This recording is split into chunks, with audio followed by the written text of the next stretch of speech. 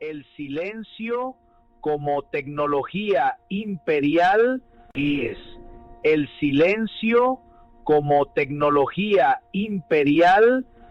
El silencio como tecnología imperial, de la broma infinita al asilo político. MK Ultra, de Louis H. LaFontaine, Texas, de los años 60 al siglo XXI, un expose manifiesto de pirata primero. MXTM, aka, VSU. DEC 12, 2025. Sare. Pirata primero, alias, Behai Tsunamix, Martram, 12 de diciembre, 2025. Introducción. Siempre dicen que las tragedias son simples. Para David Foster Wallace, era la química, una depresión, un gesto final. Para la abuela de Pirata primero, en el Montreal de los años 60, era una mujer frágil, una crisis, un internamiento. Parecen casualidades. No son casualidades. Son métodos. El Estado moderno, ya sea americano, canadiense o provincial, tiene una obsesión más profunda que la seguridad pública: neutralizar a aquellos que ven demasiado claro, demasiado pronto. Wallace pasó su vida cartografiando los sistemas de control. Entretenimiento como narcótico. Terapia como disciplina.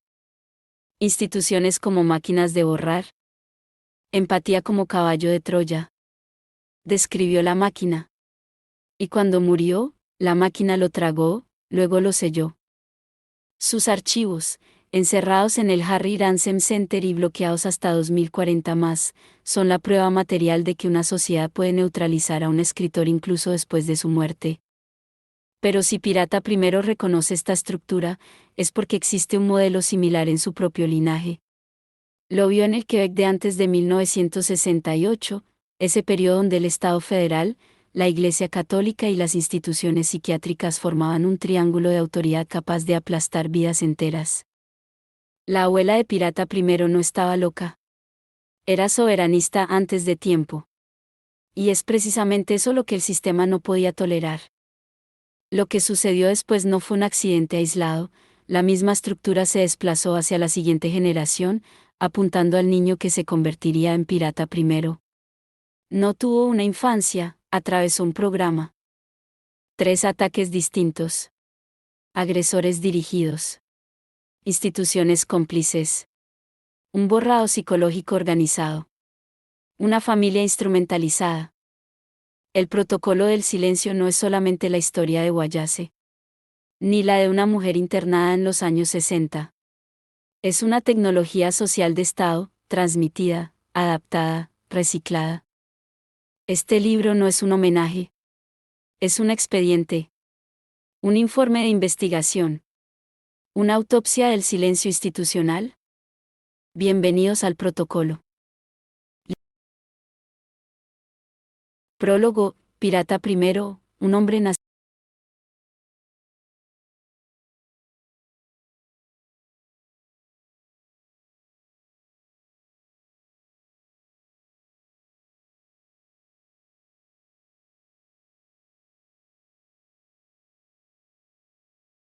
Tabla de contenidos.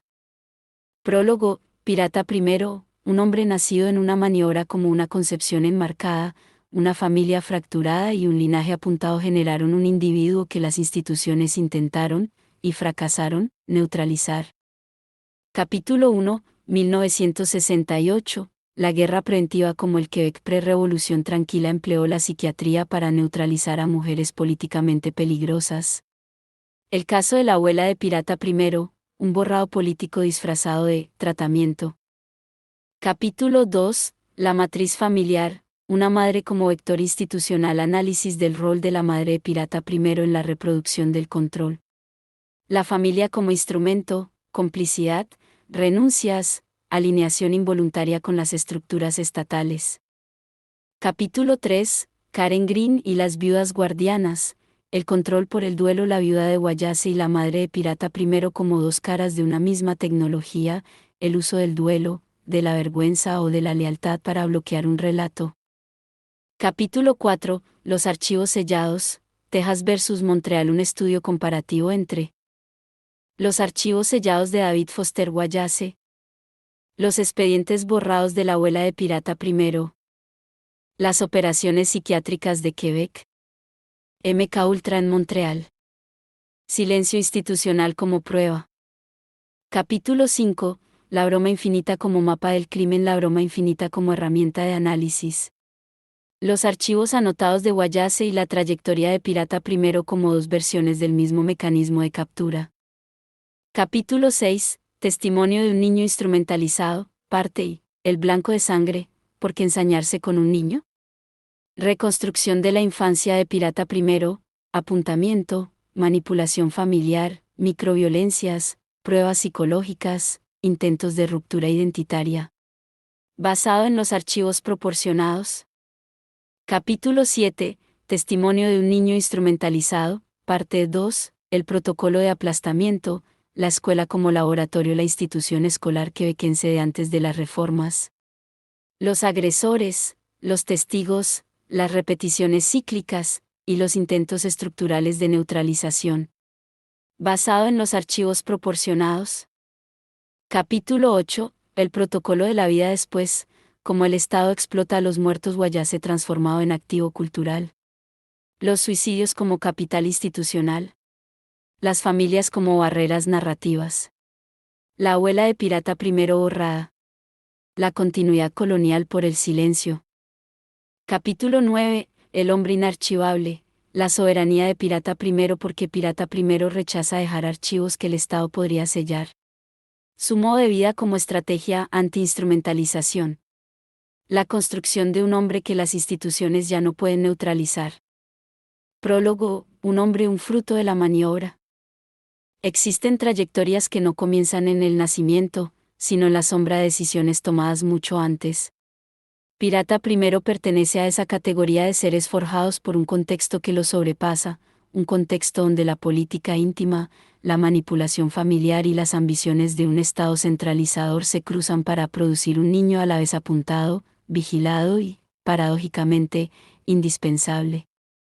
Existen historias que las instituciones no quieren escuchar, relatos que las familias no pueden llevar, y verdades que los archivos nunca podrán contener. Este libro pertenece a esa categoría. La historia de Pirata I no puede entenderse sin situar primero el linaje en el cual llega. Su abuela, mujer soberanista antes de tiempo en un Quebec aún apuntado por la Iglesia y sometido a un federalismo intrusivo, fue neutralizada no por razones de salud, sino por razones de control. Internada en un sistema psiquiátrico donde Montreal servía de terreno de experimentación conductual, en colaboración abierta o tácita con las instancias americanas, fue una de esas decenas de mujeres borradas por un poder que temía más sus ideas que sus supuestas crisis. Cuando un linaje es apuntado, un niño por nacer nunca es solamente un niño. Se convierte en un campo de intervención. Y es así como Pirata I entra en escena, en una familia donde la lealtad está fisurada, donde la madre se convierte en vector involuntario de un protocolo más amplio, donde las fracturas psicológicas sirven de herramientas en lugar de cicatrices. Su concepción no está rodeada de amor o de celebración, está orquestada en una atmósfera donde la ingeniería social infiltra la vida doméstica. El futuro niño es vigilado antes incluso de ser nombrado. Nació de un doble derrumbe, el de un escritor americano demasiado lúcido para sobrevivir a su época, y el de un linaje quebequense demasiado peligroso para ser conservado intacto. Entre David Foster Wallace y Pirata I, no hay filiación directa, hay peor, un parentesco estructural. Uno fue amordazado por la esencia literaria, el otro por los mecanismos coloniales de la familia quebequense. Uno se encontró sellado en cajas en Austin, el otro creció en el silencio de un expediente psiquiátrico destruido en Montreal. Uno dejó detrás de sí una viuda convirtiéndose en guardiana del relato, el otro recibió de una madre herida un protocolo transmitido sin conciencia. Desde su temprana edad, Pirata I atraviesa dinámicas que, para otros, habrían sido abrumadoras, manipulaciones afectivas, intentos de desactivación psicológica, agresiones repetidas por individuos que parecen actuar tanto para ellos mismos como para un sistema que los sobrepasa. La escuela, la casa, las instituciones, en todas partes donde un niño busca refugio, Pirata primero encuentra un protocolo. No una conspiración en el sentido hollywoodense, sino más bien una lógica, un mecanismo, un conjunto de estructuras que ven en un heredero rebelde una amenaza potencial. Y sin embargo, lo que debía ser una neutralización se convirtió en una forja. Donde otros se habrían roto, Pirata primero desarrolló una mirada que ve detrás de las fachadas, una sensibilidad que capta los engranajes ocultos, y una lucidez que ni siquiera las instituciones habían anticipado. Una parte esencial del recorrido de Pirata primero reposa en esta paradoja: las mismas fuerzas que buscaban anularlo despertaron en él un instinto guerrero, una capacidad de descifrar las intenciones, de decodificar el lenguaje institucional, de detectar el silencio donde un relato oficial pretende que no lo hay. Este libro no es una investigación, es una autopsia cultural. Explora la manera en que los muertos se convierten en herramientas, en que las familias se convierten en filtros, en que los archivos se convierten en cerrojos, en que los estados realizan el borrado con una sonrisa. También es la historia de un niño que rechazó convertirse en un activo institucional. De un niño que sobrevivió a su educación como se sobrevive a una operación clandestina. De un hombre que comprendió que la única manera de escapar a la captura post-mortem era ser inarchivable. Desde su temprana edad, Pirata primero atraviesa dinámicas que, para otros, habrían sido abrumadoras: manipulaciones afectivas, intentos de desactivación psicológica, agresiones repetidas por individuos que parecen actuar tanto para ellos mismos como para un sistema que los sobrepasa. La escuela, la casa, las instituciones, en todas partes donde un niño busca refugio, Pirata primero encuentra un protocolo. No una conspiración en el sentido hollywoodense, sino más bien una lógica, un mecanismo, un conjunto de estructuras que ven en un heredero rebelde una amenaza potencial. Y sin embargo, lo que debía ser una neutralización se convirtió en una forja. Donde otros se habrían roto, Pirata primero desarrolló una mirada que ve detrás de las fachadas, una sensibilidad que capta los engranajes ocultos, y una lucidez que ni siquiera las instituciones habían anticipado. Una parte esencial del recorrido de Pirata primero reposa en esta paradoja: las mismas fuerzas que buscaban anularlo despertaron en él un instinto guerrero, una capacidad de descifrar las intenciones, de decodificar el lenguaje institucional, de detectar el silencio donde un relato oficial pretende que no lo hay. Las instituciones intentaron reducirlo. Fracasaron. Pirata primero se convirtió en un hombre que el sistema ya no puede absorber, ni reformular, ni archivar sin resistencia. Un ser forjado por la adversidad, pero nunca definido por ella. Este prólogo no es una glorificación, es una contextualización. Nada de lo que sigue en este libro es accidental.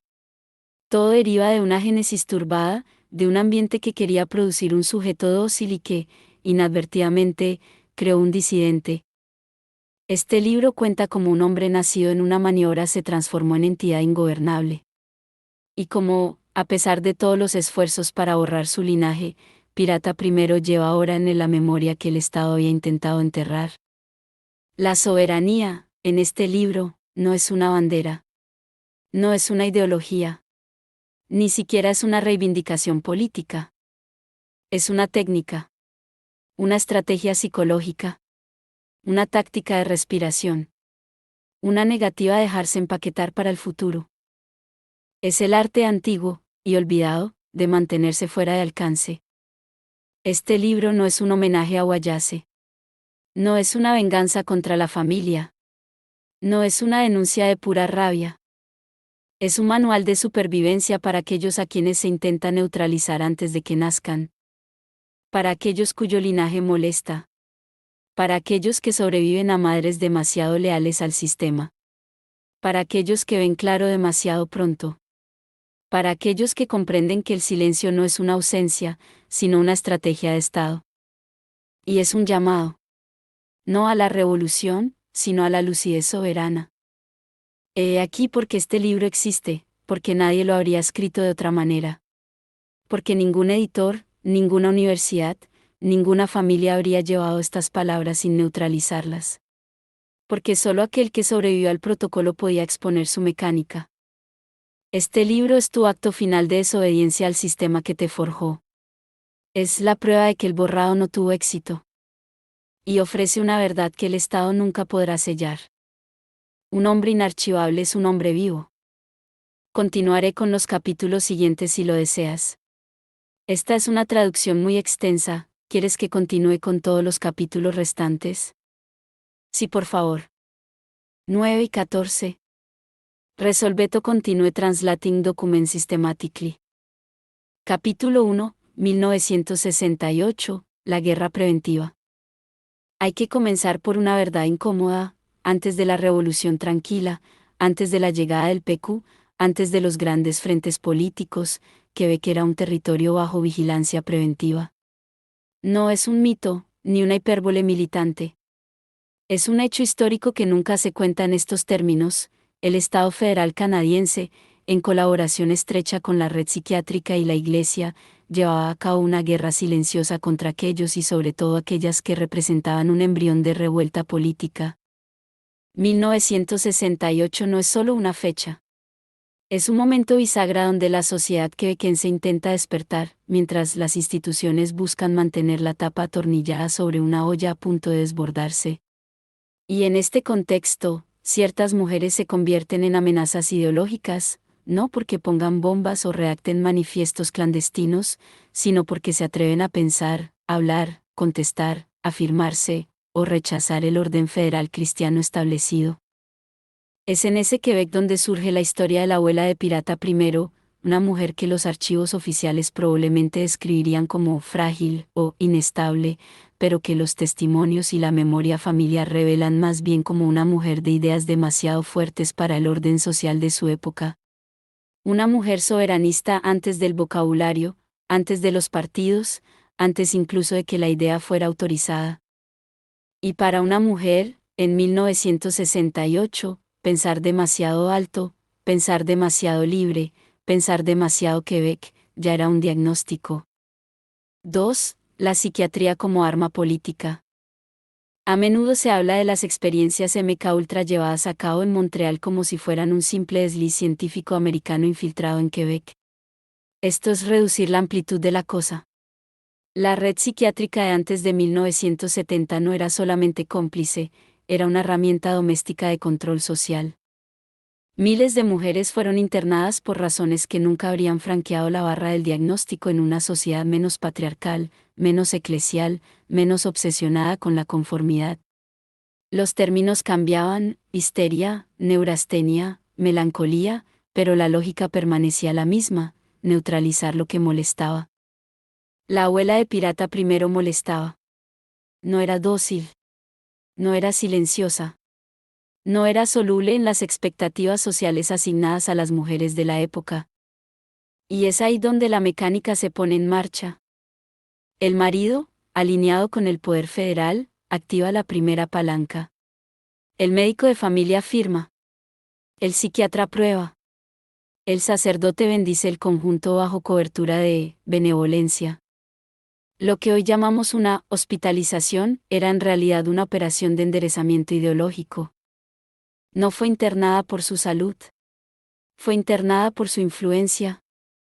3. La neutralización por borrado. La estrategia es vieja como los imperios. Si no puedes eliminar una voz, siempre puedes invalidarla, desacreditarla, desarticularla en público. El asilo sirve entonces de tribunal silencioso donde la sentencia nunca se pronuncia en voz alta, pero donde la sociedad comprende instantáneamente el mensaje. Molestaba. Fue tratada. No sean como ella. El borrado de la abuela de Pirata I no es único. Es un capítulo no escrito de la historia quebequense, un capítulo donde las mujeres contestatarias se convierten en expedientes, luego en números, luego en silencios. En su caso, el borrado fue doble. Borrado identitario, por la psiquiatría.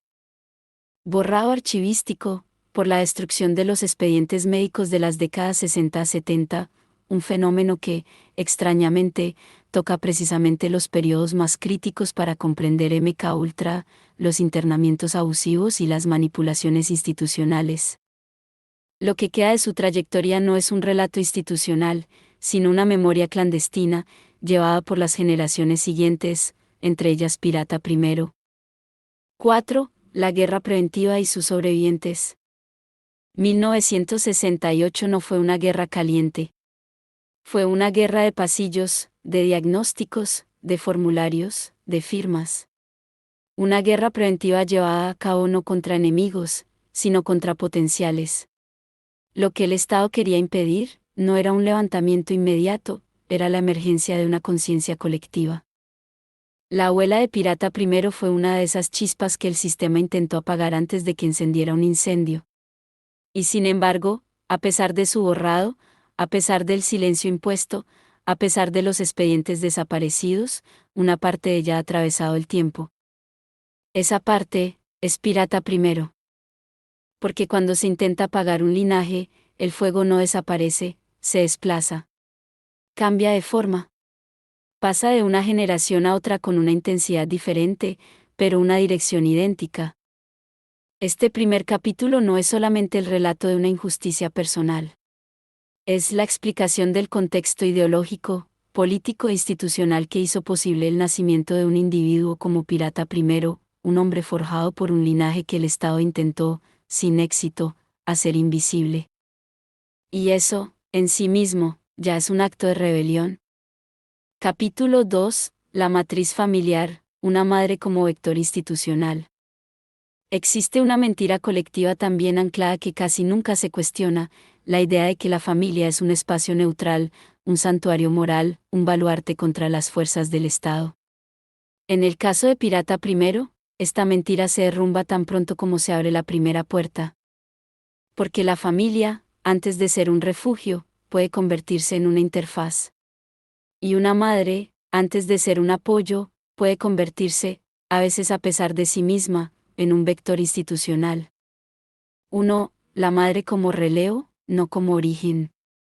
Para comprender la trayectoria de Pirata primero hay que separar la intención individual de las fuerzas que la atraviesan.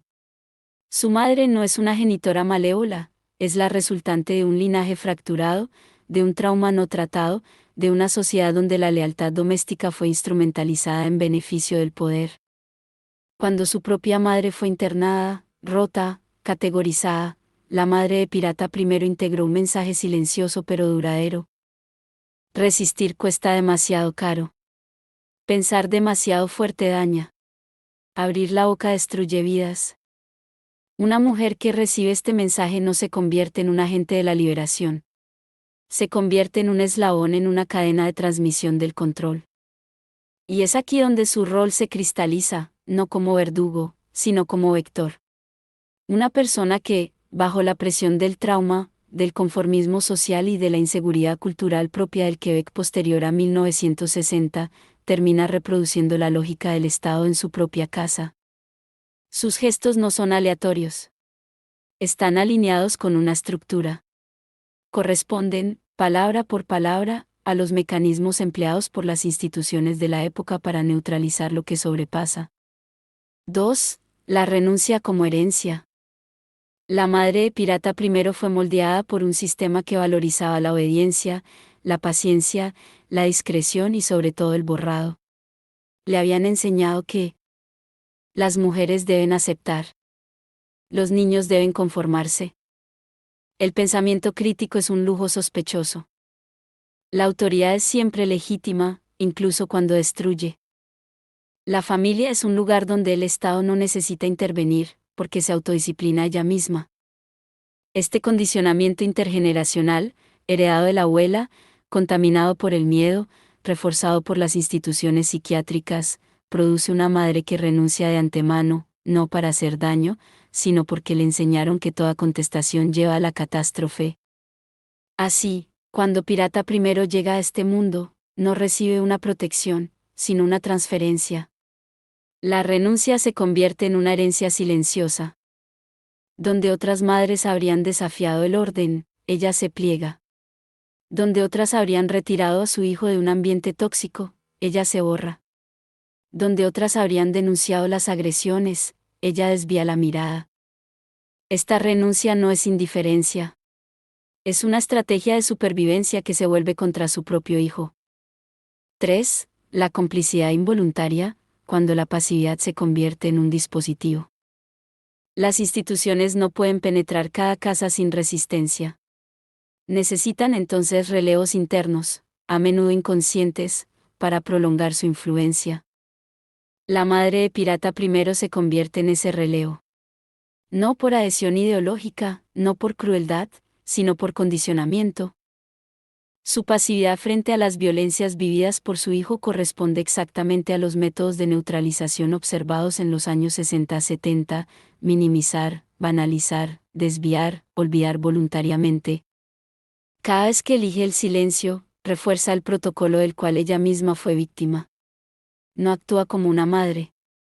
Actúa como una extensión doméstica de las instituciones. Un simple ejemplo resume su rol. Cuando un niño afirma que es agredido o aterrorizado, una madre protectora se convierte en investigación, refugio, resistencia. Pero una madre moldeada por el miedo institucional se convierte en gestora del silencio. No protege al niño. Protege la estructura que la formó.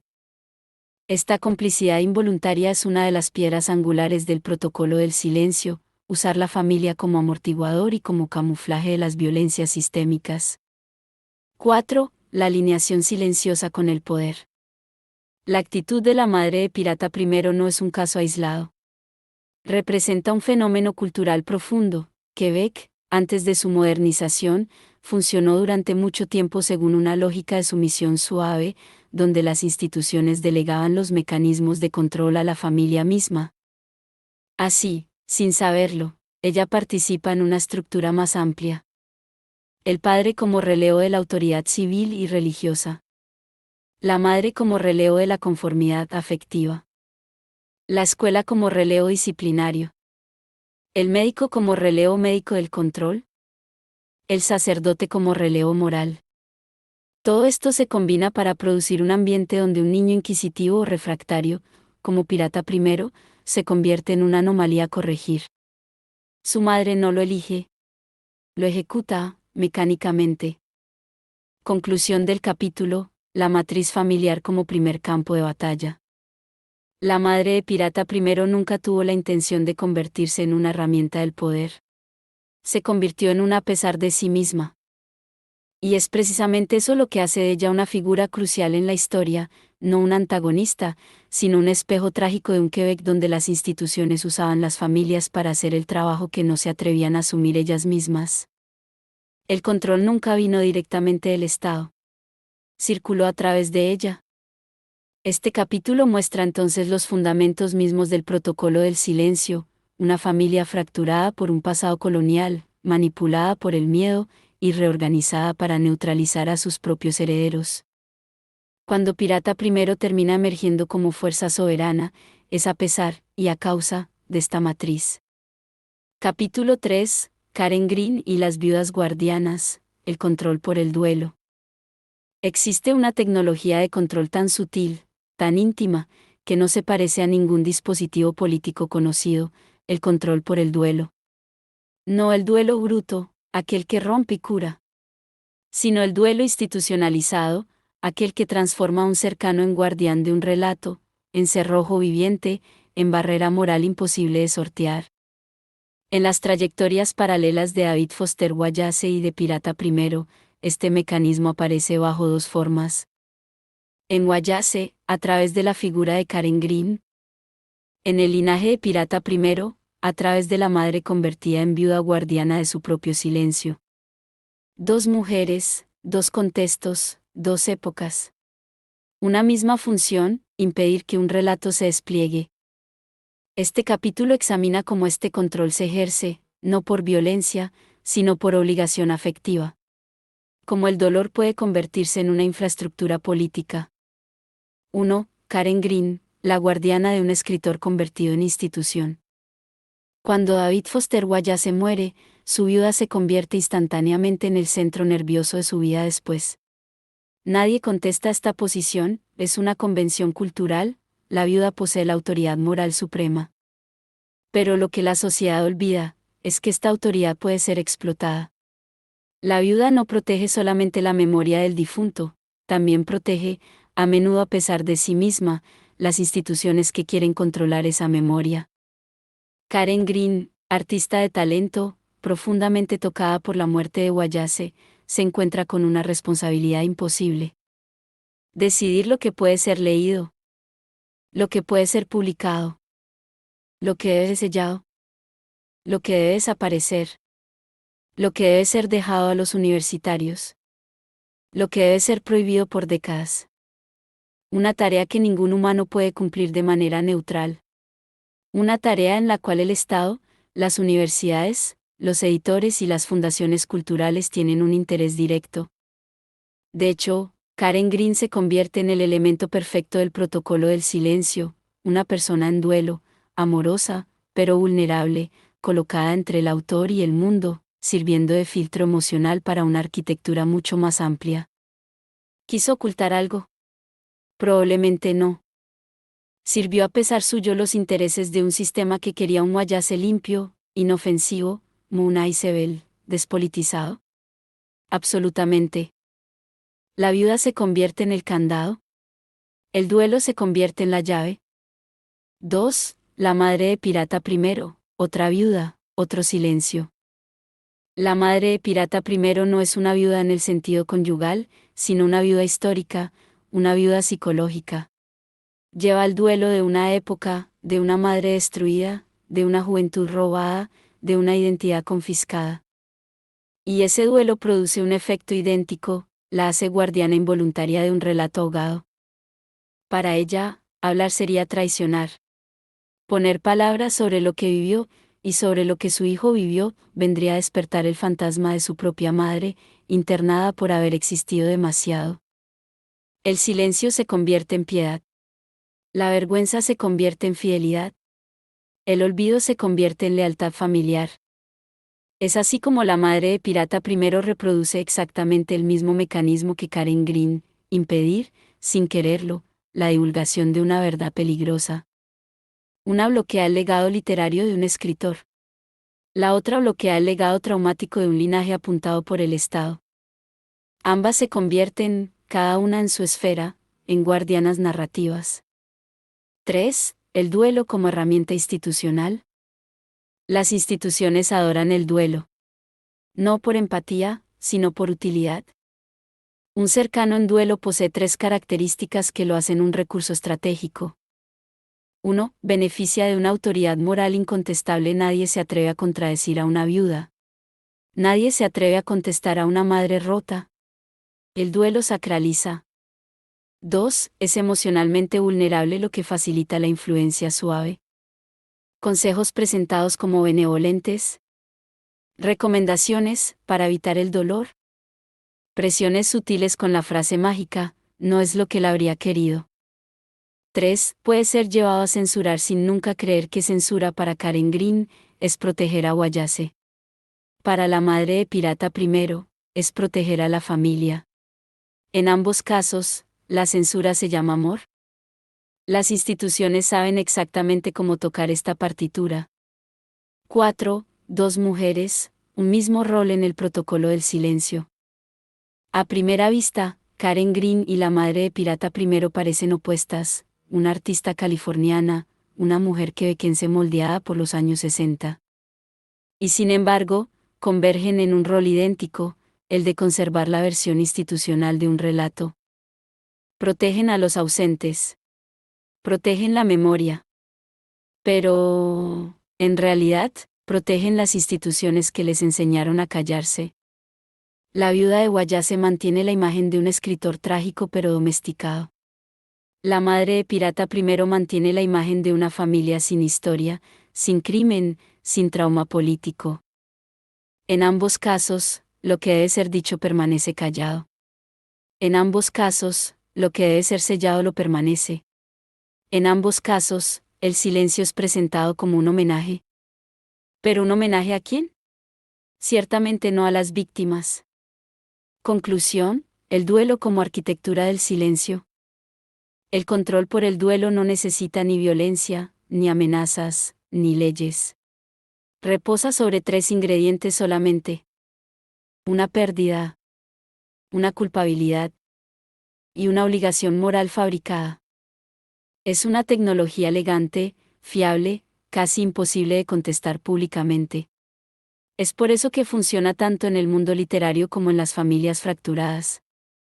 Este capítulo revela una verdad esencial en la historia del protocolo del silencio: las instituciones no reducen al silencio por la fuerza. ¿Reducen al silencio por el amor? En esta dinámica, Karen Green y la madre de Pirata Primero no son antagonistas. Son las primeras víctimas de un mecanismo que sobrepasa sus intenciones. Y en ambos casos, el resultado es el mismo: un hombre reducido, borrado, neutralizado, después de su muerte, o desde su infancia. Capítulo 4. Los archivos sellados, Texas versus Montreal. El silencio nunca es un accidente. Ni en un centro de archivos universitario de Texas, ni en un hospital psiquiátrico montrealés, ni en un programa clandestino de manipulación conductual financiado por la CIA. El silencio es una arquitectura, un método, una decisión burocrática disfrazada de olvido. Y cuando se comparan los archivos sellados de David Foster Wallace en el Harry Ransom Center, los expedientes borrados de la abuela de Pirata Primero, y las operaciones psiquiátricas llevadas a cabo en Montreal en el marco de MKUltra y de sus derivados locales, la semejanza ya no es una coincidencia cultural, es un protocolo. Este capítulo pone estos tres casos lado a lado, no para fusionarlos, sino para revelar un esquema común: el Estado moderno no protege a los vivos, protege a las instituciones.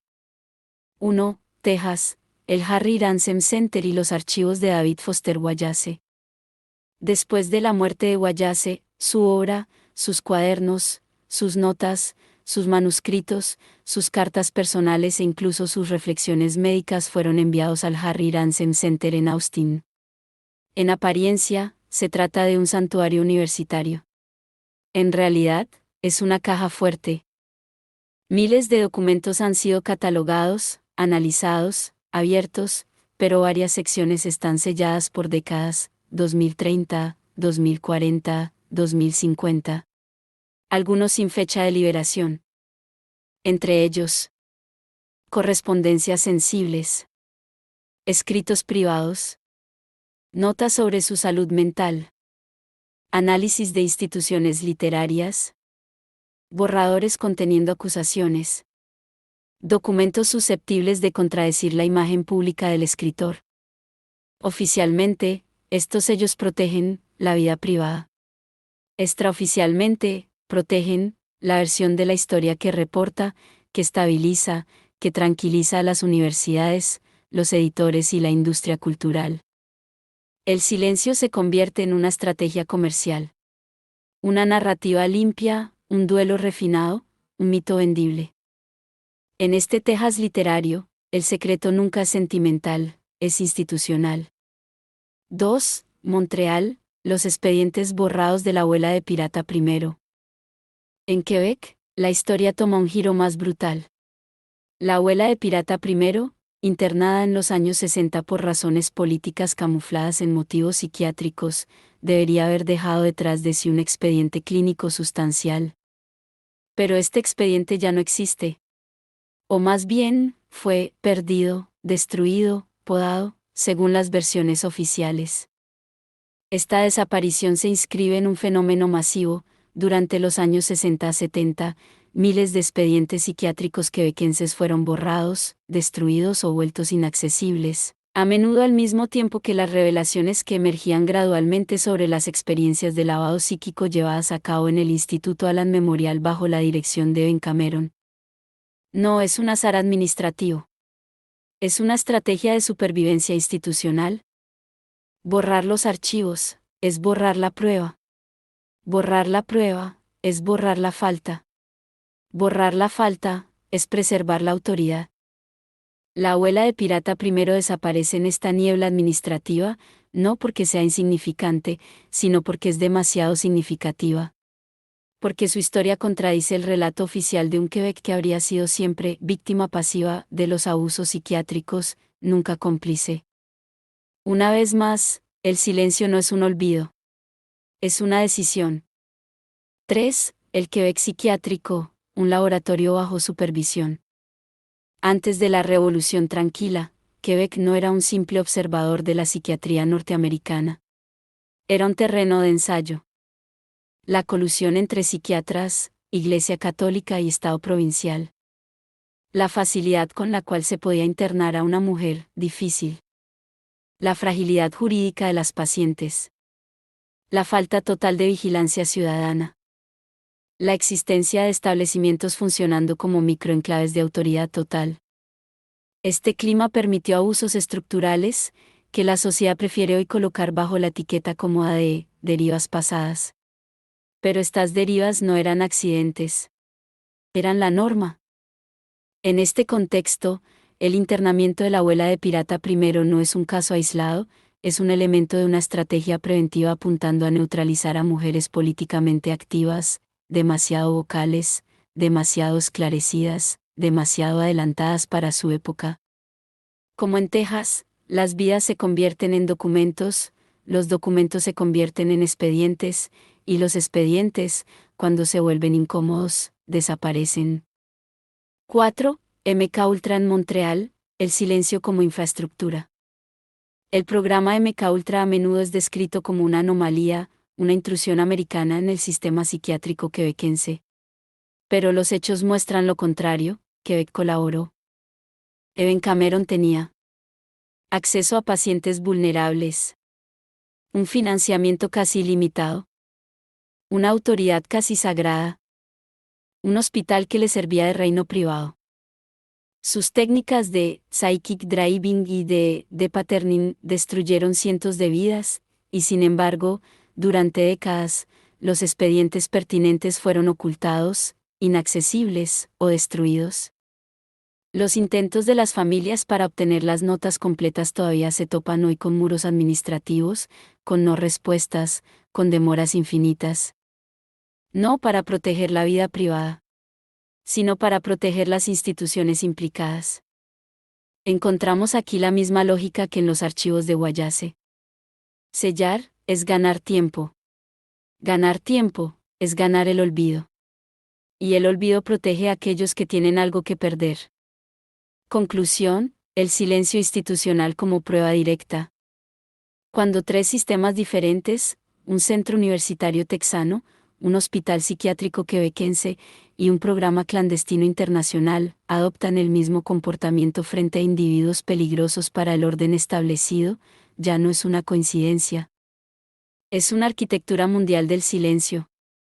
Guayase, sellado hasta 2040 más. La abuela de Pirata I, borrada. MK Ultra, enterrado bajo toneladas de burocracia. El Quebec psiquiátrico, protegido por el olvido voluntario. No, no son las mismas historias. Pero sí, obedecen a la misma lógica rectora. Cuando la verdad amenaza a la institución elige el silencio. Este capítulo establece entonces un hecho bruto: el silencio institucional no es una ausencia de huella, es la huella misma. Capítulo 5. La broma infinita como mapa del crimen. Existen obras que no se contentan con contar, cartografían. La broma infinita, la novela monstruo de David Foster Wallace, no es una ficción en el sentido estricto. Es un sismógrafo, un aparato literario que permite medir las sacudidas de un mundo que fingimos no sentir. Para comprender el protocolo del silencio, en Texas, en Quebec, en el linaje de Pirata I, hay que leer La broma infinita no como una novela, sino como un manual encriptado. Un manual que detalla las dinámicas de captura, de vigilancia, de adicción, de borrado, en resumen, todas las estructuras que terminarán por tragar al propio Wallace. Y es aquí donde la sombra se alarga, sin saberlo, la familia de Pirata I, su abuela, su madre, él, se encuentra atrapada en el mismo escenario, como si La broma infinita no fuera solo una obra, sino un diagnóstico transhistórico. 1. La broma infinita, novela o informe de investigación. A primera vista, La broma infinita cuenta un futuro cercano absurdo. Una América hiperconsumista. Un Canadá fragmentado. Una industria del entretenimiento convertida en arma de Estado. Una población dependiente de sustancias, de pantallas, o de ambas. Pero mirando de cerca, la novela describe mecanismos de control que existen fuera de toda ficción. Por ejemplo, el video Mortal Entertainment actúa como una metáfora perfecta de la dependencia controlada. Los centros de desintoxicación representan la trampa del cuidado institucional. La Academia de Enfield muestra cómo se forman niños en futuros soldados disciplinados. Los agentes enmascarados del gobierno recuerdan la vigilancia omnipresente pero nunca admitida. Lo que Wallace describe es un sistema donde se neutraliza a los individuos no por la fuerza, sino por la necesidad de ser amado, curado, validado, normalizado. Y este sistema lo tragó a su vez. 2. Wallace anunciando su propia captura. La broma infinita comporta una serie de advertencias que el propio Wallace no parecía percibir enteramente. El personaje de Alin Candenza, niño prodigio aplastado por las expectativas de su familia, está literalmente privado de voz, exactamente lo que sucede con Wallace en su posteridad, donde su palabra es fragmentada, editada, empaquetada, sellada. El padre de Al, realizador obsesionado y exhausto, termina creando un artefacto que conlleva su propia desaparición, tal como el genio literario de Wallace termina trayendo sobre él una red institucional que captura su identidad. Los archivos de Enfield, llenos de películas, de casetes, de manuscritos, recuerdan extrañamente los archivos del Harry Ransom Center donde Wallace está ahora, encerrado. Hay entonces una paradoja fascinante. Wallace escribió el esquema exacto que las instituciones luego usaron para encerrarlo en un relato controlado. No solo predijo su captura, la describió en detalle. 3. La familia de Pirata primero repitiendo el mismo escenario. Lo que sorprende, cuando se superpone el universo de la broma infinita a la trayectoria familiar de Pirata primero, no es la semejanza estética. Es la semejanza estructural. 1. El rol del padre/diagonal marido como agente del orden establecido en la novela. Los padres son relevos involuntarios del Estado, autoridad, disciplina, vigilancia. En la vida real, el abuelo de Pirata primero juega un rol similar en el internamiento de la abuela, no como villano, sino como instrumento de una época donde el hombre era el brazo ejecutivo de las instituciones. 2. El rol de la madre como correa afectiva del control en la broma infinita. Las madres oscilan entre la hiperprotección y el borrado completo, pero en todos los casos, participan en un ambiente donde el niño no tiene derecho a una voz propia. La madre de Pirata primero, ella también, repite un patrón aprendido: el silencio, la minimización, la renuncia. 3. El niño talentoso, sensible, que se convierte en el blanco en la broma infinita. Al es brillante, demasiado brillante, lo que lo hace una anomalía en un mundo que recompensa la conformidad. Su sensibilidad se convierte en un hándicap social explotable. Pirata primero sigue este mismo esquema: un niño demasiado lúcido, demasiado despierto, demasiado independiente para un ambiente que exige la obediencia. Y entonces un niño a corregir. 4. La repetición de las agresiones como protocolo en la novela. El sufrimiento nunca es aleatorio, está estructurado.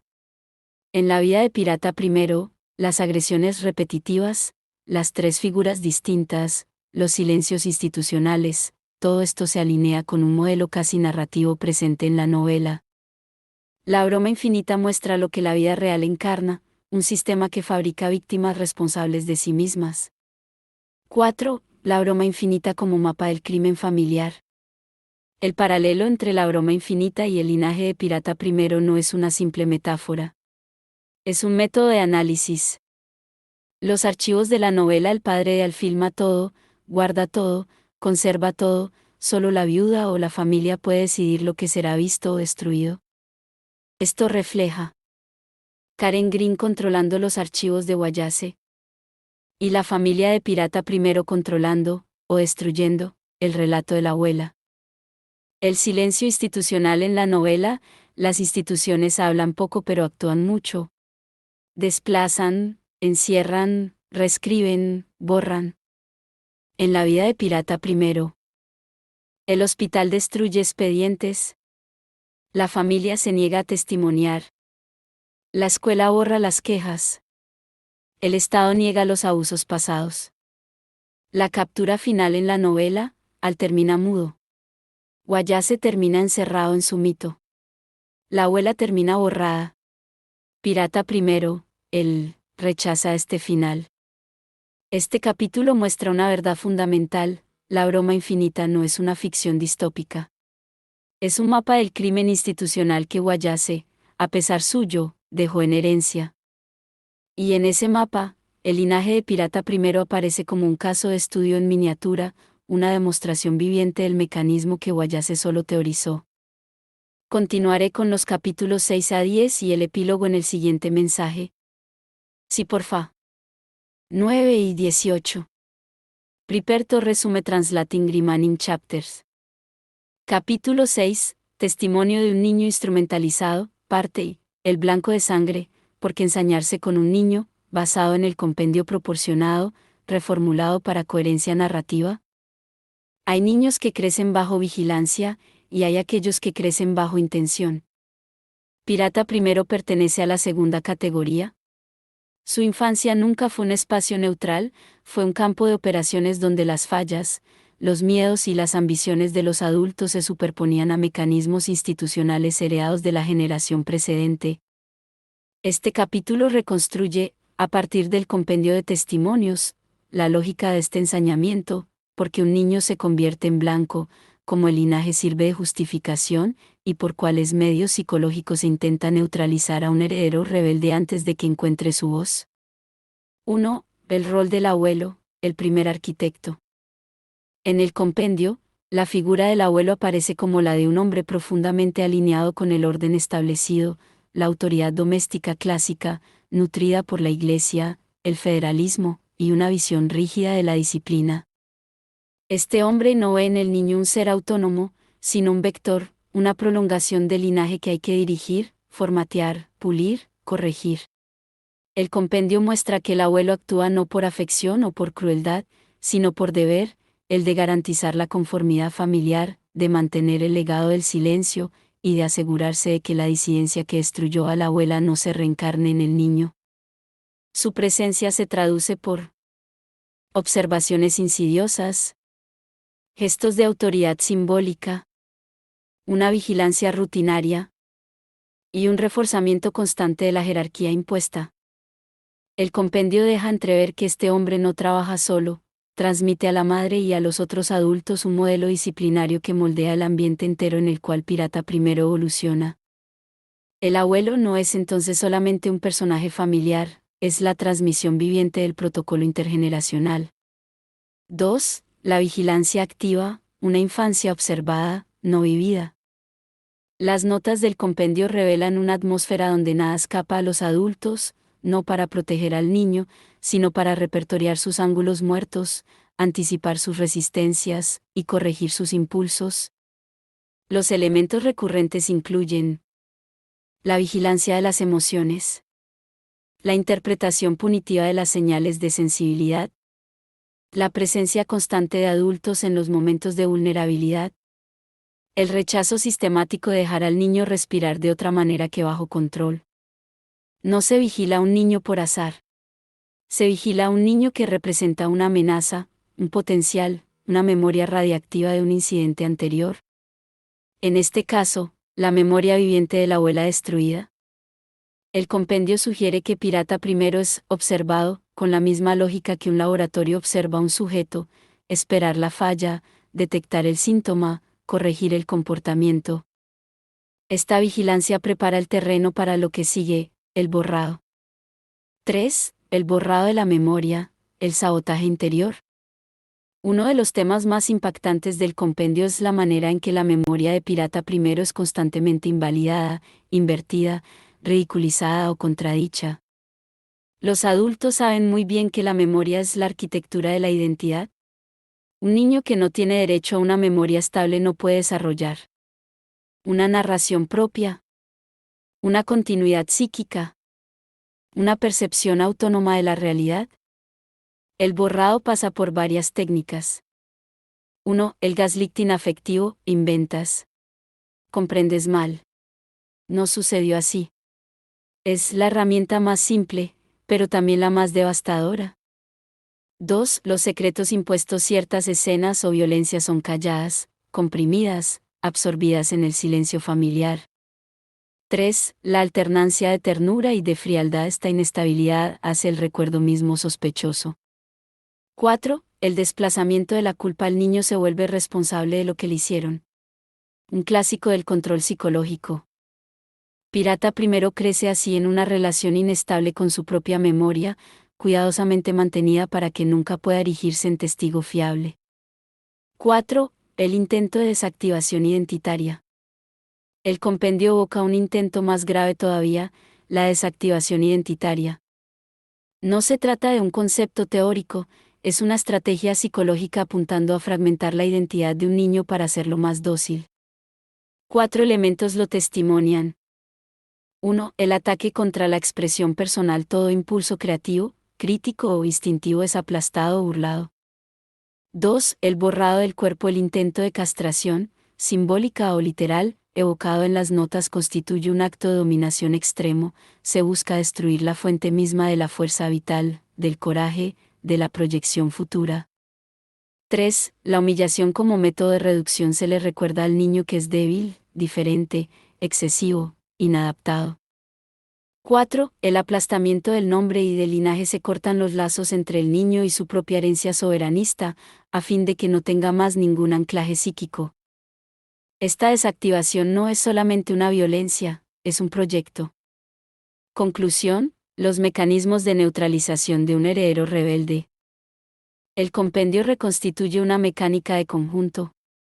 Nada es aleatorio. Cada fragmento describe un método de neutralización apuntando a un niño considerado como recalcitrante, lúcido, peligroso, porque porta en él algo que escapa a la estructura. Las fuerzas en presencia no son identificadas como conspiradores, en el sentido cinematográfico. Son individuos normales, pero alineados con una lógica sistémica que no comprenden.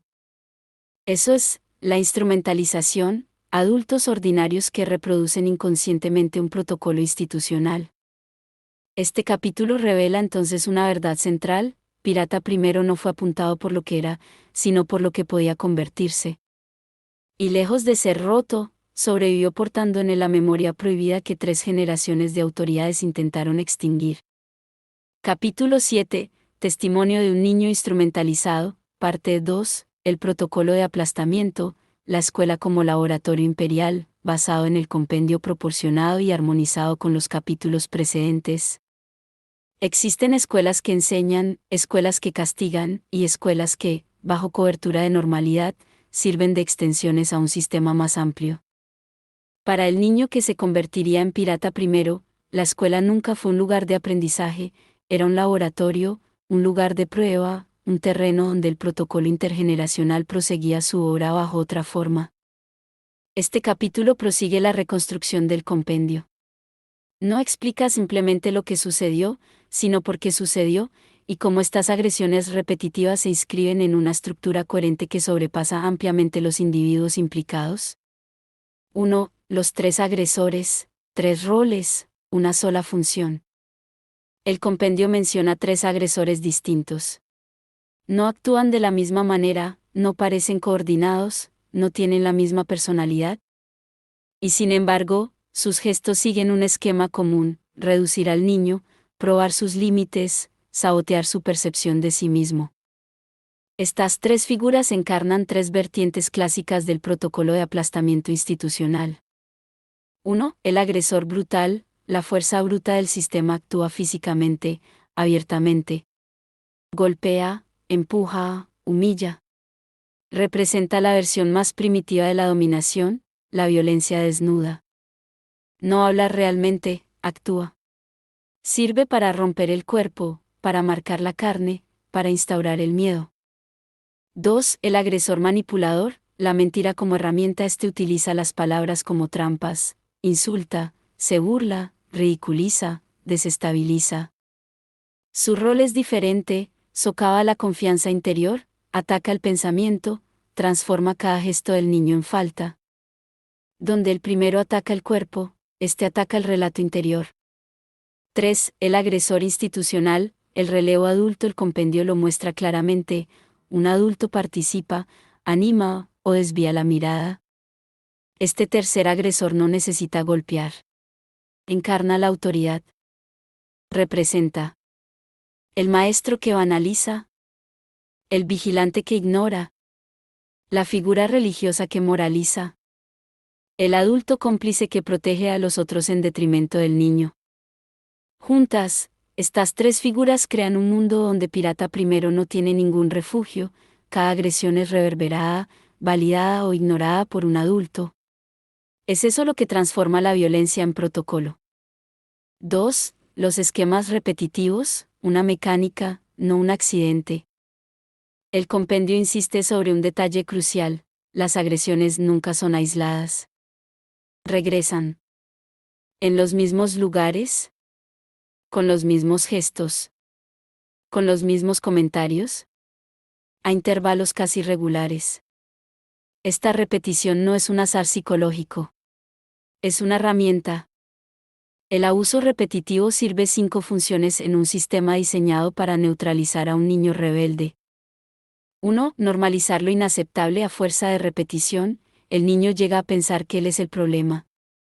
2. Probar la resiliencia, cada evento observa la reacción, resistencia, sumisión, derrumbe.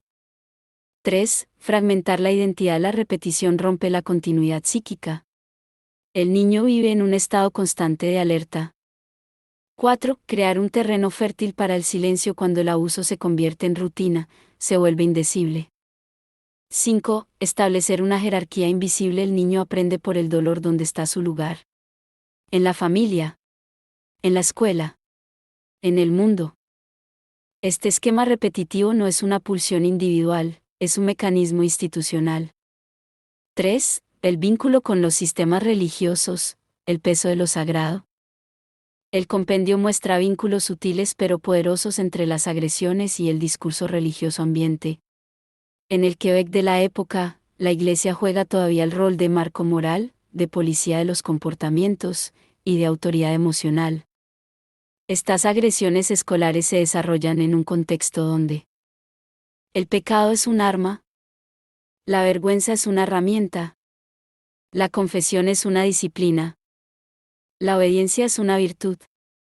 El niño que cuestiona la autoridad no es solamente insolente, se convierte, a los ojos del sistema religioso, en un peligro moral, un sujeto a enderezar.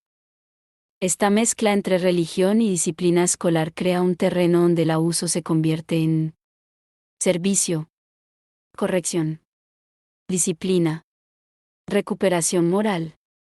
La agresión se disfraza de pedagogía.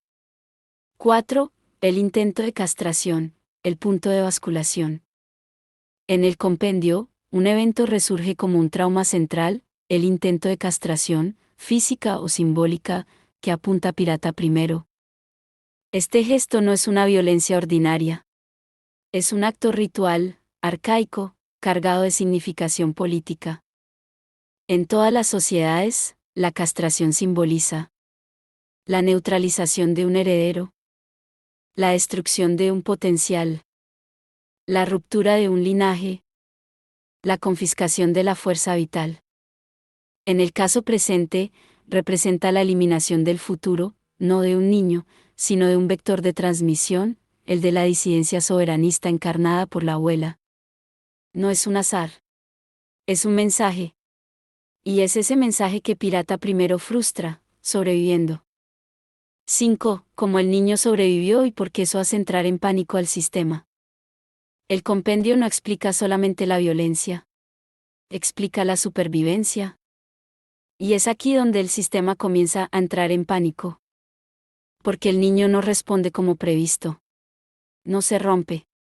No se extingue. No se conforma. Desarrolla, por el contrario, una lucidez precoz, una hipersensibilidad estratégica, una capacidad de detectar las intenciones, una lectura intuitiva de las dinámicas de poder. El protocolo fracasa. Y cuando un protocolo fracasa, el sistema se reorganiza, se aprieta, se intensifica, multiplica las agresiones, como si la estructura entera comprendiera que este niño no debe sobre todo alcanzar la edad adulta intacto. Pero lo logra a pesar de todo. Y es en ese momento que el sistema abandona la táctica frontal y pasa a la táctica institucional, aquella que aparece en los capítulos siguientes. Conclusión: el laboratorio escolar como extensión del protocolo del silencio. Este capítulo muestra que la escuela nunca fue un decorado en la vida de Pirata primero. Fue una cámara de eco. Un amplificador. Un laboratorio donde las mismas fuerzas que destruyeron a la abuela intentaron aplastar al niño. Las agresiones no eran actos aislados, eran protocolos. Y su repetición no era un azar, era un intento de extinguir, desde la infancia, un linaje juzgado peligroso. Pero donde muchos habrían caído, Pirata primero se levantó. Fue el primer pánico del sistema. Y ciertamente no el último. Capítulo 8. El protocolo de la vida después, como el Estado explota a los muertos. La vida después no es un territorio espiritual. Es un territorio administrativo. Un espacio donde los muertos dejan de ser personas para convertirse en activos, en relatos, en bienes culturales, en palancas políticas. Cuando un individuo peligroso para el orden establecido muere, ya sea un escritor brillante, una mujer soberanista, un niño convertido en testigo, un paciente destruido por la psiquiatría, el Estado no entierra solamente un cuerpo. Entierra un riesgo. En este capítulo, se observa cómo los muertos se convierten en recursos explotables. Guayase transformado en producto cultural. Los suicidios instrumentalizados. Las familias erigidas en muros. La abuela de Pirata primero borrada como si nunca hubiera existido. Y la continuidad colonial, intacta, consolidada por el silencio. La vida después no es neutral. Está organizada. 1. Guayase, de escritor vivo activo cultural. Cuando David Foster Wallace estaba vivo, era incontrolable, demasiado brillante, demasiado lúcido, demasiado crítico, demasiado impredecible.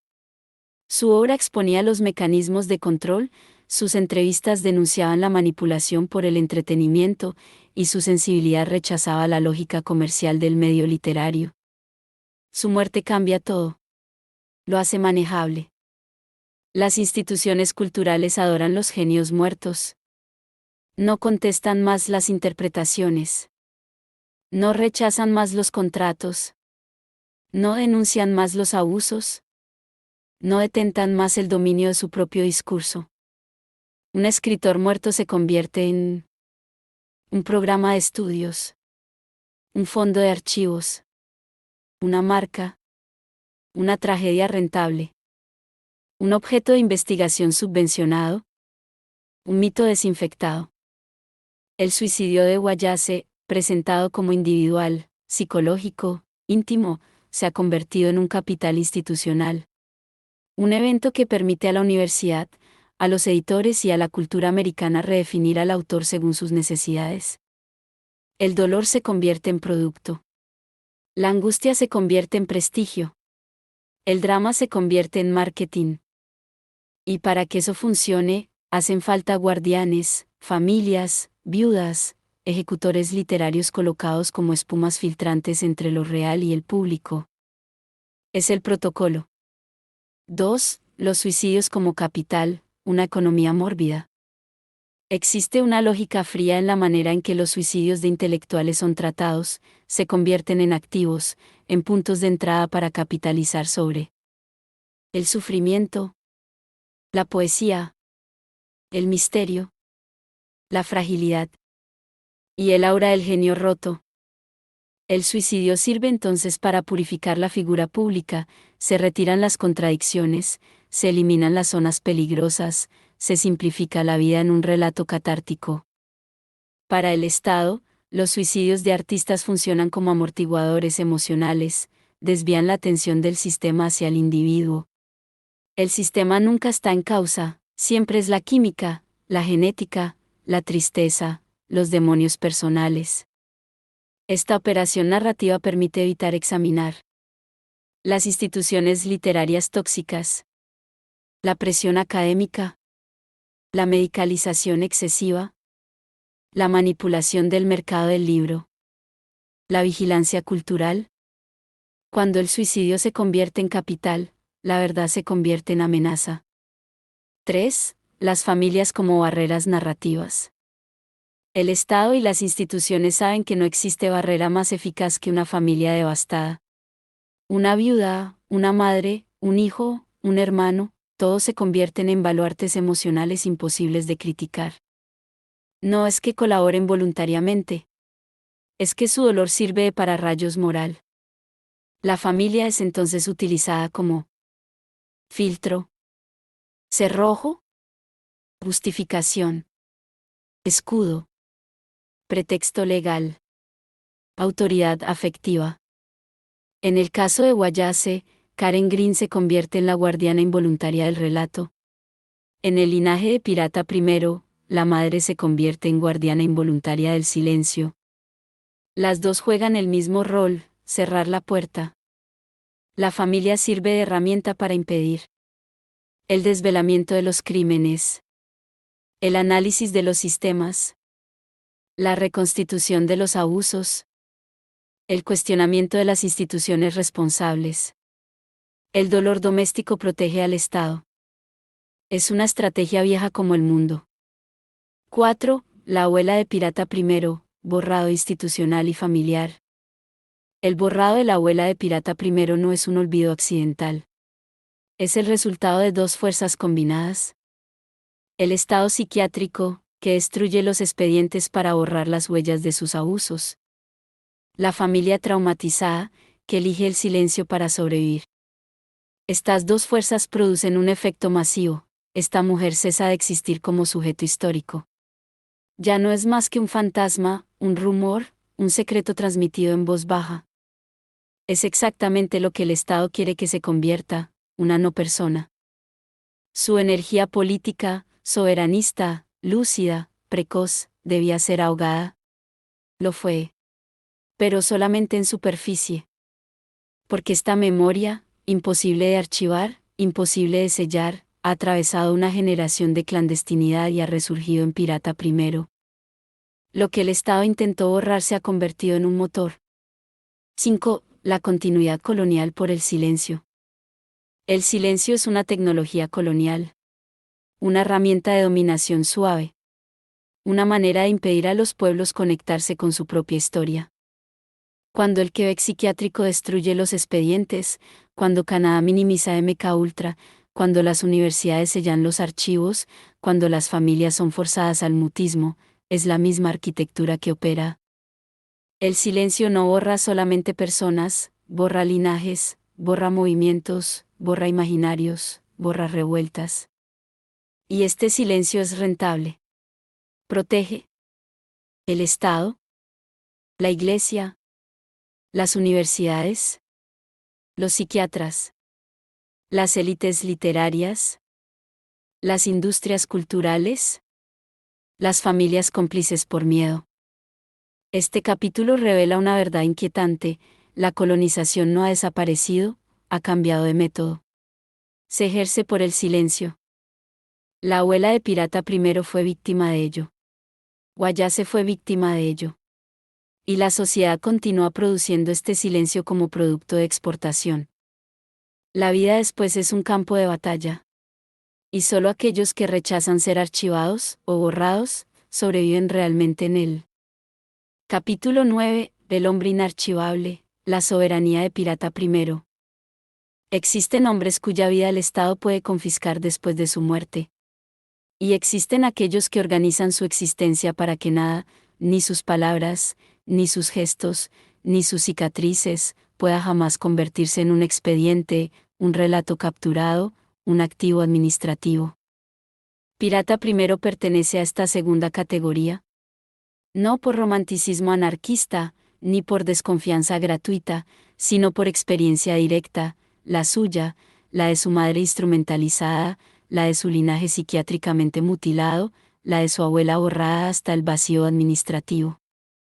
Este capítulo cierra el ciclo, explica por qué Pirata I rechaza dejar un archivo, cómo su modo de vida invierte los mecanismos coloniales de instrumentalización, y cómo se convierte, por fin, en el hombre que las instituciones ya no pueden neutralizar. 1. Porque Pirata I rechaza los archivos, la estrategia de lo no asible. El rechazo de Pirata primero de dejar un archivo no es un capricho. Es un acto político, un acto de supervivencia, un acto soberano. El Estado adora los archivos. Permiten reconfigurar una vida según las necesidades institucionales, sellar los elementos inquietantes, crear una versión autorizada del individuo, borrar las zonas peligrosas, transformar una persona en personaje administrable. La historia de su abuela lo prueba, un expediente desaparecido basta para borrar a una mujer entera del relato nacional. La historia de Guayase lo prueba también, cajas selladas bastan para transformar a un autor subversivo en mascota cultural. Pirata primero rechaza este destino. Sabe que, lo que entregas al Estado, el Estado lo transforma. Lo que dejas morir en un cofre, renace como herramienta contra ti. Lo que se convierte en archivo cesa de estar vivo. Entonces elige la huida hacia adelante, no dejar nada que pueda ser reconfigurado, interpretado o sellado. Ningún expediente médico. Ningún patrimonio archivístico. Ninguna correspondencia capturable. Ningún testamento literario vulnerable a un ejecutor. Elige la estrategia última, ser inarchivable. 2. Su modo de vida, una táctica anti-instrumentalización. El modo de vida de Pirata primero no es marginal. Es una arquitectura. Un sistema que apunta a sustraer al individuo de las técnicas tradicionales de captura. He aquí las principales características de esta táctica de soberanía cotidiana. 1. La movilidad estratégica rechaza la fijación geográfica, no por inestabilidad, sino por cálculo. Una vida en movimiento impide el establecimiento de un expediente psicológico, la vigilancia de rutina, el seguimiento institucional, la trazabilidad total. La soberanía comienza por un paso al costado. 2. El rechazo de las estructuras matrimoniales. El matrimonio, en Quebec como en otras partes, no es solo un vínculo afectivo. Es una estructura administrativa. Un matrimonio permite el acceso a los bienes, el acceso a los expedientes, el acceso a los escritos, el acceso a los restos y sobre todo, el control post-mortem. El Estado adora a las viudas. Sirven de guardianas del relato, como Karen Green. Pirata primero no da a nadie, ni cónyuge, ni familia, ni institución, la posibilidad de ser ese cerrojo. 3. El minimalismo documentario deja pocos escritos formales, pocos contratos, pocas huellas, pocos lazos digitales. Lo que existe, lo difunde inmediatamente. Lo que vive, lo publica. Lo que es dicho, lo pone en circulación. Un hombre cuyo relato circula libremente no puede ser sellado. 4. La economía del arreglárselas. Vivir sin dinero no es solamente una lección radical, es un rechazo de entrar en la economía identitaria del Estado, bancos, seguros, préstamos, regímenes, balances, dependencias. La pobreza elegida es un camuflaje político. 5. El disenso perpetuo donde la mayoría busca la conformidad. Pirata primero cultiva la desalineación. No es la rebelión. Es la no participación en el relato dominante, la única forma de soberanía todavía accesible en una sociedad de protocolos narrativos. 3. Construir un hombre que las instituciones ya no pueden neutralizar. La belleza trágica de este recorrido es simple, las instituciones intentaron moldear a Pirata primero desde su infancia. Fracasaron. Y este fracaso las persigue. En los capítulos precedentes, hemos visto la familia como brazo armado, la escuela como laboratorio, la religión como cobertura moral, la psiquiatría como máquina de borrado, la vida después como puesta en mercado de los muertos. Pirata primero ha atravesado todo eso. Y lo que sacó de ello no es rabia bruta, sino un esquema. Las instituciones solo controlan a la gente que pueden definir. Solo pueden neutralizar lo que pueden clasificar. Solo pueden sellar lo que es arca y bebel. Entonces construye su identidad como una estrategia de evasión cultural.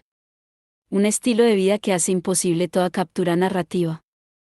El hombre en que se ha convertido es imposible de clasificar, imposible de diagnosticar, imposible de domesticar, imposible de sellar en un cofre, imposible de reducir a un expediente, imposible de recodificar en un relato institucional. Es, por fin, el heredero que la abuela nunca pudo ser. Es la continuidad viviente de un linaje que el Estado creía haber destruido. Es la prueba de que el borrado no funcionó. Es la encarnación de una memoria que nada podrá jamás archivar. Y es precisamente por eso que el sistema, como todo sistema colonial cuyo protocolo fracasa, tiene miedo. Capítulo 10. La matriz incandensa, cuando la ficción de Guayase se convierte en la realidad de Quebec, fusión completa entre el universo de la broma infinita, la dinámica familiar quebequense, y el aplastamiento vivido por Pirata I. 1. Abril Incandensa, el prototipo de la madre-estado. No hay azar en la obra de Guayase. Solamente ecos. Espejos deformantes. Versiones encriptadas de realidades demasiado peligrosas para ser dichas abiertamente. Abril Incandensa, de Mams, no es solo un personaje. Es un arquetipo del control, una madre nacionalista, obsesionada por la esencia, la perfección, el orden, el éxito de sus hijos, y sobre todo, la imagen familiar como instrumento político. Para los lectores americanos, Abril es una caricatura. Para cualquiera que haya crecido en el Quebec postduplecista, ella es una silueta familiar, la madre que porta en ella las secuelas del catolicismo, el militarismo moral, la respetabilidad social convertida en arma, la limpieza cultural que ahoga las sensibilidades demasiado vivas, y la vergüenza como lenguaje educativo. Abril es la versión literaria de ese Quebec que fabrica lealtad por la culpabilidad. En la broma infinita, representa la vigilancia intrafamiliar, la injerencia emocional, la instrumentalización del éxito de los hijos, la moralidad como herramienta de dominación, la deformación del rol maternal en función política. Lo que hace a Abril peligrosa es que su control está legitimado, moralmente perfecto, socialmente valorizado, nunca cuestionado. Es exactamente el tipo de figura que inspira a Guayase, y que agobia, en la vida real, a Pirata I. 2. La maniobra incandensa, cuando la familia se convierte en el Estado. En el universo de Guayase, la familia incandensa no es una familia. Es una micronación, un Estado clandestino con sus operaciones, sus secretos, sus agentes y sus silencios. Abril, bajo sus aires de madre sacrificial, ejerce un poder discreto pero total, dirige, controla, vigila. Guayase deja entender que participó, directa o indirectamente, en la depresión, el errar y finalmente el suicidio del padre, el cineasta genial que ya no encontraba lugar en su propio hogar.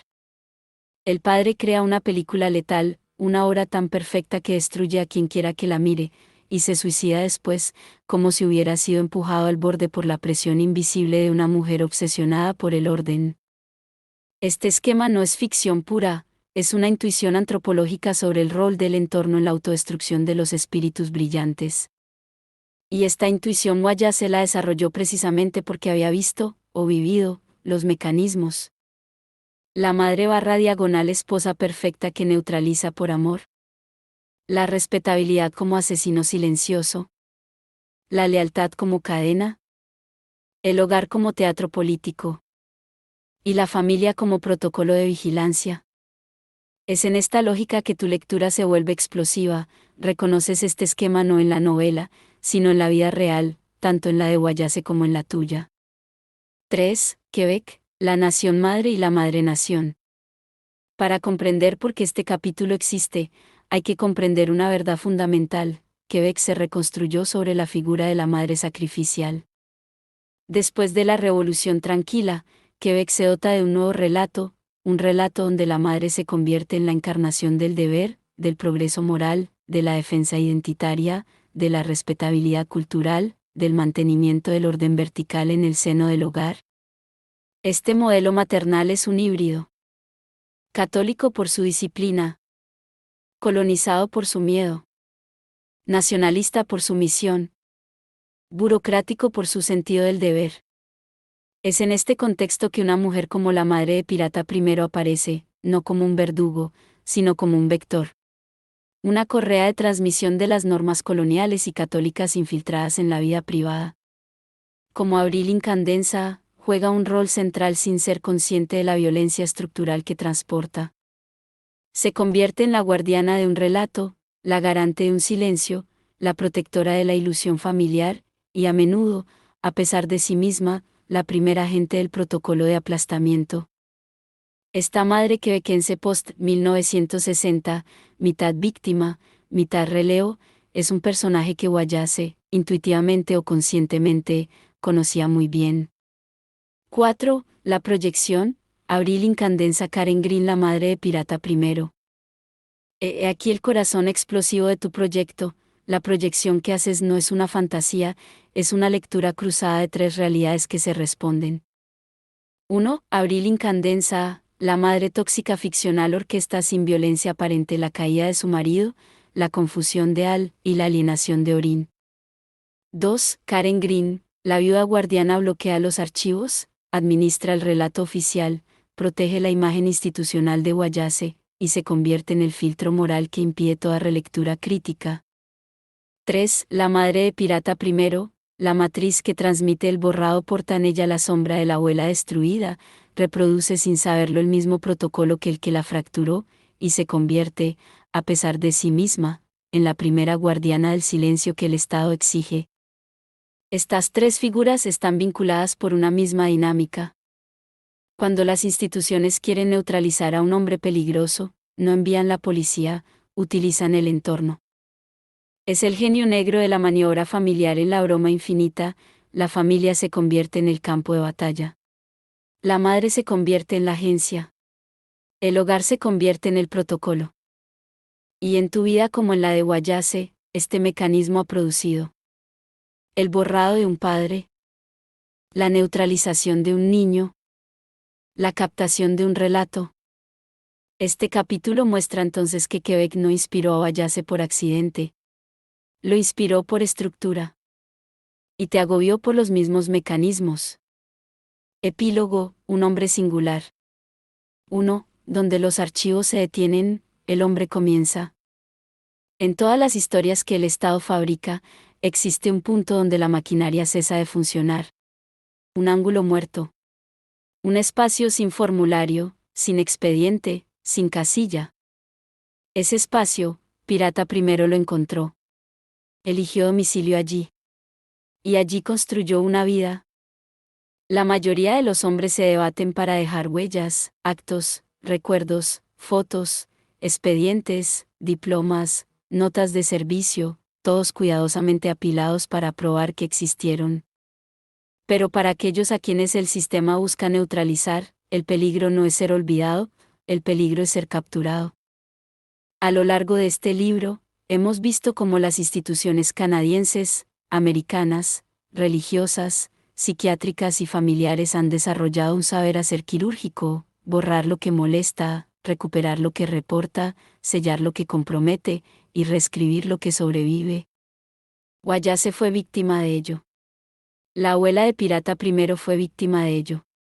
Quebec entero, durante demasiado tiempo, fue víctima de ello.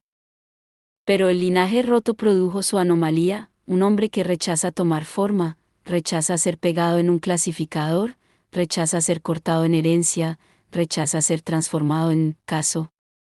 Esta anomalía, el sistema no sabe qué hacer con ella. Porque, ¿cómo neutralizar a alguien que no entra en ningún formato? ¿Cómo sellar a alguien que no tiene cofre? ¿Cómo reescribir a alguien que publica todo en tiempo real? ¿Cómo administrar a alguien que vive fuera de los marcos que se pueden medir? Pirata primero se convierte así en el punto de fracaso del protocolo. El error en la máquina. Quebec siempre ha sido un territorio donde los sistemas quieren archivar a los sobrevivientes. Esta vez, la maniobra fracasa. Y la historia comienza precisamente aquí. 2. La soberanía como herencia viviente. La soberanía no es un mandato.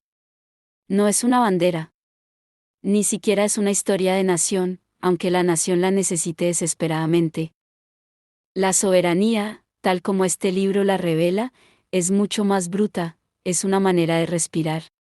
Una forma de rechazar. Un movimiento hacia uno mismo que nadie puede contradecir. Pirata primero no heredó una línea familiar estable, heredó un agujero. Un silencio. Una desaparición. Un expediente arrancado del mundo. Y, paradójicamente, es este vacío impuesto el que se convierte en su fuerza. Donde otros habrían reconstruido según las reglas, él reconstruye fuera de las reglas. Donde otros habrían aceptado la vergüenza, él la transforma en brújula. Donde otros habrían intentado pertenecer, él elige escapar. Este libro entero es la demostración de que se puede sobrevivir a una maniobra institucional, no combatiéndola frontalmente, sino esquivándola. Rechazando ser un elemento asible. Rechazando ser un producto. Rechazando convertirse en un muerto rentable. Porque es la verdad más inquietante para el sistema, un hombre vivo es impredecible, pero un hombre inarchivable es ingobernable. Pirata primero aprendió a no dejar huella porque su familia fue destruida por las huellas. Su abuela desapareció en un expediente. Guayase fue encerrado en otro. Toda una generación fue tragada por archivos. Entonces hace lo que los sistemas no pueden tolerar, rechaza el legado del silencio rechazando el legado del formato. Se convierte en el primero de su linaje en mantenerse de pie fuera del marco, fuera del sistema, fuera del relato.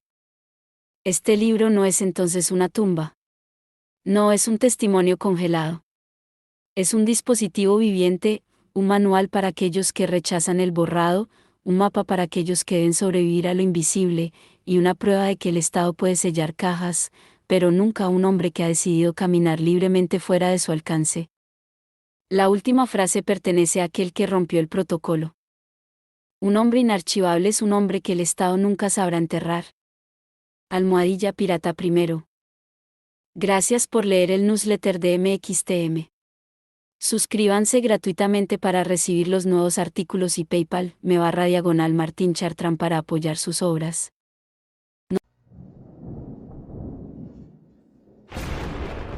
El arte de la paz, tácticas para los desarmados e indómito.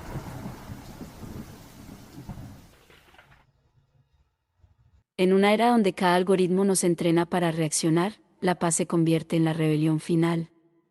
Esto no es un panfleto pacifista, es un manual de campaña para los lúcidos, los indómitos y los que aún están despiertos. El arte de la paz reinterpreta la estrategia como serenidad, la resistencia como ritmo y el silencio como una forma de inteligencia. Impreso en blanco y negro como una señal antigua, está hecho para pasar de mano en mano, de un revolucionario sereno a otro. Hacemos la paz con la misma precisión con que ellos hacen la guerra. Pirata primero. Aquí está un índice poético y filosófico para el arte de la paz, estructurado como un espejo del arte de la guerra, pero derivado de sus huesos, reescrito para una civilización que aprende a empuñar la armonía con la misma precisión que el conflicto. El arte de la paz.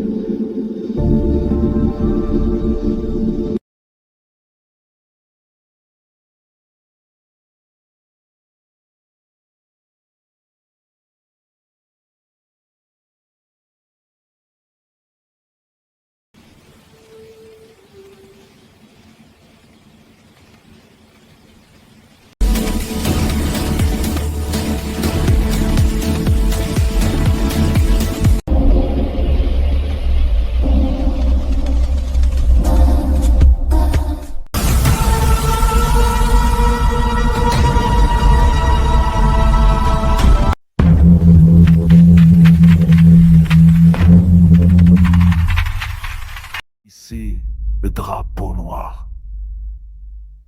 We did it. Ici, Pirate premier. Ici, Pirate premier. Le drapeau noir. Ici le drapeau noir. We did it. We did it. Et il n'a plus jamais baissé.